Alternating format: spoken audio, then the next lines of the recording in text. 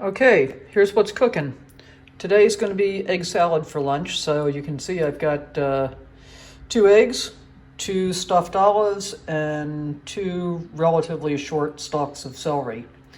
And once that gets chopped up, then we get a little salt and pepper, a little spicy brown mustard, a little homemade mayonnaise, and just because I can and I like it so much, I will often add a little bit of Old Bay just to give it a little kick it up a notch kind of thing.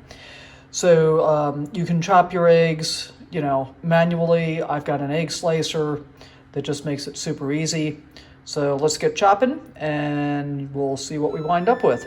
And here we are, all chopped up and ready to go. So there's our celery. I've got about a 1/4 teaspoon of Old Bay, the finely chopped olives, about a teaspoon of, I'm using spicy brown mustard today, but you can use whatever mustard you want. You can see I've cracked some black pepper on top of the eggs, and I got about a 1.5 tablespoons of homemade mayonnaise there. And yes, the homemade mayonnaise recipe will be available as well. So we're just going to mix this up and give it a taste.